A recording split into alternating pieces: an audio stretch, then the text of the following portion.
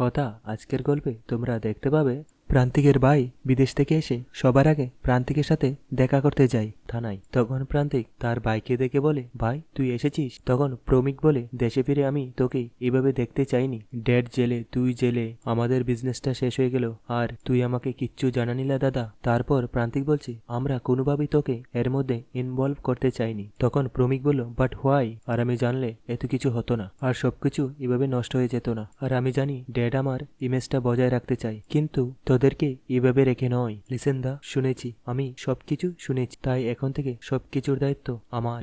যারা আমাদের এই অবস্থা করেছে তাদের শেষ করে দেব, আমি খুনিয়ে দেব।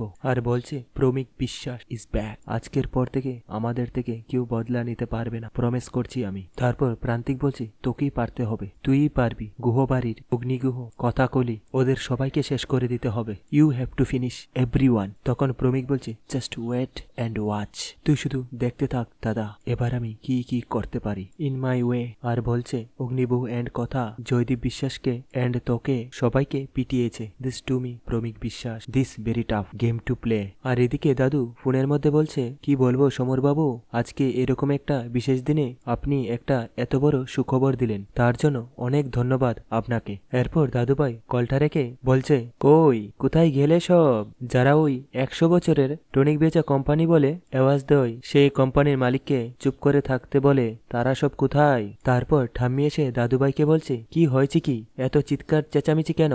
তারপর কথা এসে বলে, কি হয়েছে কর্তা দাদু? তখন দাদুভাই বলছে, তুমি দ্বিতীয়বার বউ হিসাবে এলে, আর দেখো কেমন একটা দারুণ খবর পেলাম, আমাদের গুহ ফার্মা সুশ্রো টনিক অব দ্য ডিকের অ্যাওয়ার্ড পাচ্ছে। এখন সবাই বলছে হ্যাঁ। তারপর দাদুভাই বলছে, এখনই আমাকে অ্যাওয়ার্ড কোম্পানি থেকে ফোন করেছে। দাদুর মুখে এই কথাটা শুনে কথা বলছে, এটা তো খুব দারুণ খবর। তখন ঠামি বলছে, হ্যাঁ হ্যাঁ, একদম ঠিক কথা বলেছে কর্তা মশাই, তুমি বড় লক্ষ্মীমন্ত কথা, আর তোমার উপস্থিতি আমাদের কাছে সব থেকে বড় উপহার, জানো তো। এরপর ছুটকা বলছে, একদম, আর তুমিও ঠিক বলেছ মা। তারপর কথা বলে, আমি না যাই, গিয়ে মা নন্দীকে খুশির খবরটা দিয়ে আসি। তখন দাদুভাই বলছে, যাও নিশ্চয়ই, আরে উনার কৃপায় আর আশীর্বাদে তো আমাদের সব। এরপর দাদুভাই ছোটকাকে বলছে, আমি কোম্পানি ফ্যাক্টরি স্টাফকে সবাইকে মিষ্টি মুখ করাবো। তখন ছোটকা বলছে, বাহ। এরপর দাদুভাই বলছে, বিশেষ করে সনাতন বাবুকে, উনি এত বছর ধরে আমাদের টনিকের কোয়ালিটি মেনটেন করছে, আর উনাকে বিশেষ অভিনন্দন জানাবো। আর তুমি এক্ষুনি গিয়ে মিষ্টির অর্ডার দাও। তখন ছোটকা বলছে, বাবা তুমি কিচ্ছু চিন্তা করো না, আমি প্রত্যেকটা মিষ্টি খেয়ে দেখে নেব, কোনটা ভালো কোনটা খারাপ খেয়ে দেখে নিতে হবে, হ্যাঁ। তারপর দাদুভাই বলছে, আচ্ছা আমি কথা মার ভাত খাবারের অনুষ্ঠানটা হয়ে গেলেই বেরোবো। এরপর ছোটকা তার মাকে বলল, মা বড় বৌদি আমি বেরোলাম। এই রে বাবা, কি বলে গেল আবার ভাত খাবর? আমার খুব ভয় করছে। তখন ঠাম্মি বলছে, আমি তো সেই কথা ভাবছি রে লেখা, আগের বার যে হয়েছিল তারপর আবার। তখন সঞ্চিতা বলছে, কেন মা, গতবার কি হয়েছিল? তারপর ঠাম্মি চুপ হয়ে গেল। তখন ছোটকা বলছে, বড় বৌদি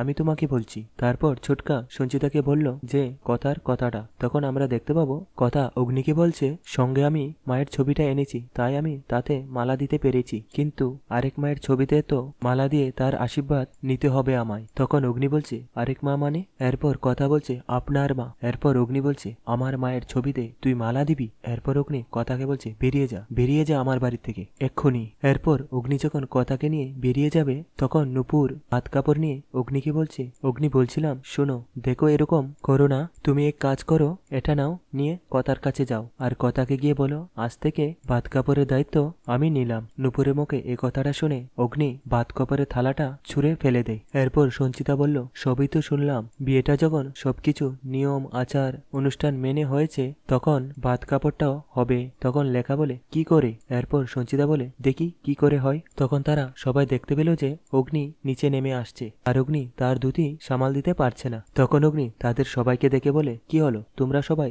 অবাক হয়ে এরকম কেন দেখছো আমাকে? এরপর ছোটকা বলছে, অগ্নি একটা দারুণ খবর আছে, তার আগে তুই বল, আজকে মাথা গরম করিস না, আর আজে বাজে কথা আজকে একদম বলবি না, আর বাবাকে কংগ্রেচুলেশন করবি। আর এই গুহ ফার্মার আমাদের যে সুশ্রতা টনিক, এবার তো best tonic of the decade হয়েছে। তখন অগ্নি বলছে, কি কি বলছিস, কে খায় এই টনিক? অগ্নি যখন এই বিষয়টা নিয়ে মজা করছিল, তখন সঞ্চিতা বলছে, অগ্নি। তখন অগ্নি চুপ হয়ে যায়। তখন লেখা বলছে, একটা কথা আছে, আমার নয় তোর মা বলবে। তখন সঞ্চিতা বলছে, তুই বল না। তারপর লেখা বলছে, না না তুমি বলো বাবা। তারপর অগ্নি বলছে, কি ব্যাপার, কি হলো বলো না আমাকে। দেখ তোদের বিয়েটা সব নিয়ম মেনেই যখন হচ্ছে, তখন আমার ইচ্ছে তোর আর কথার ভাত কাপড়ের অনুষ্ঠানটাও হোক।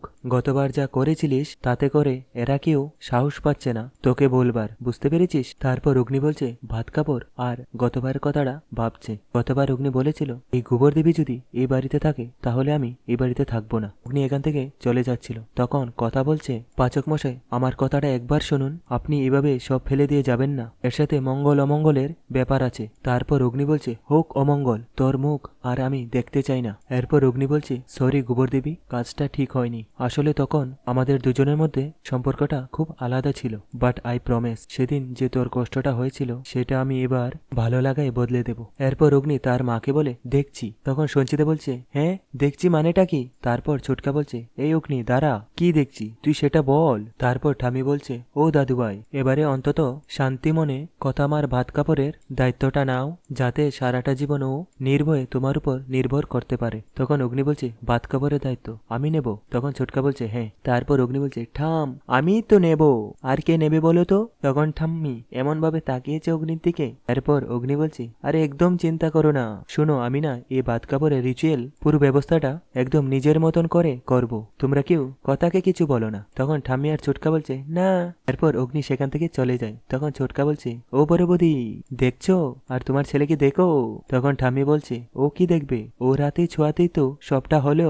আর এদিকে কথা কালিমায়ের সামনে বলছে মা নন্দী সব তো তোমার কৃপাতেই হচ্ছে, তুমি এভাবেই এই বাড়ি এই পরিবারের সকলকে তুমি ভালো রেখো, সুখে রেখো। আর আমি জানি না আমি তোমাকে আলাদা করে কি বলবো, তুমি আমার কথা শুনেছো মা, আমি আবার পাচক মশাইয়ের বউ হয়ে এ বাড়িতে আসতে পেরেছি, তুমি আমায় শক্তি দিও মা, আমি যেন এই বাড়ির প্রত্যেকটা মানুষকে সমস্ত বিপদ থেকে আগলে রাখতে পারি, আমায় শক্তি দিও, আর পরিবারটাকে এভাবেই বেঁধে রেখো, জয় মা নন্দী। আর এদিকে অগ্নি মালা নিয়ে এসে কথাকে বলছে গোবর দেবী এদিকে আয়। তখন কথা মালা দেখে বলছে মালা এনেছেন কেন?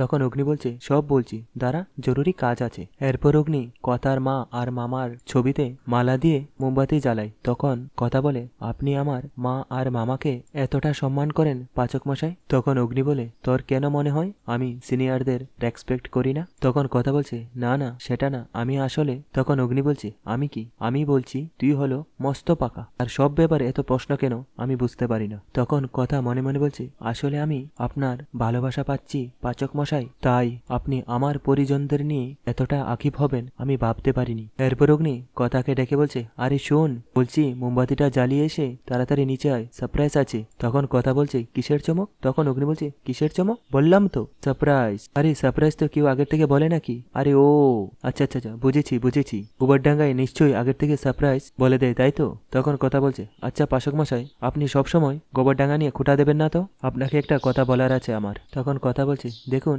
বিয়েটা যখন আবার হলোই, সেটা যখন আপনি নিজের ইচ্ছেতেই করলেন, তখন এরপর অগ্নি বলছে তখন কি রোজ আমাকে রাতে লাঠির বাড়ি খেতে হবে? তখন কথা বলছে ছি ছি ছি এসব কি বলছেন, আমি বলতে চাইছিলাম যে তখন আমাকে আর গোবর দেবী বলে ডাকবেন না। তারপর অগ্নি বলছে গোবর দেবী বললে কি তোর খারাপ লাগে বুঝি? তারপর কথা বলছে না না খারাপ ঠিক লাগে না, আসলে আমার একটা সুন্দর নামও আছে কথাকুলি। তারপর অগ্নি বলছে উফ বাবা ঠিক আছে যখন নিজের বলে ডাকবো তখন গোবর দেবী বলে ডাকবো, আর যখন ফরমালি ডাকবো তখন কথাকুলি বলে ডাকবো। তখন কথা বলছে নিজের ভেবে মানে? তখন অগ্নি বলছে নিজের ভেবে মানে নিজের ভেবে। তারপর অগ্নি মনে মনে বলছে আমি জানি তুই কি শুনতে চাস, কথা বলবো, আমি সব বলবো, শুধু আজকে রাত অব্দি ওয়েট করে যা। তারপর কথা বলছে কি হলো পাচক মশাই বললেন না যে? তখন অগ্নি বলছে আমি বললাম যে সারপ্রাইজ। এরপর অগ্নি বলছে তোর মুখে এই হাসিটা সবসময় থাকবে কথা, দ্যাটস মাই প্রমিস। তুই পাচক মশাইয়ের পাচকগিরি দেখেছিস, ভালোবাসা দেখিসনি। তো বন্ধুরা আজকের পর্বটি এখানেই শেষ হয়ে গেল।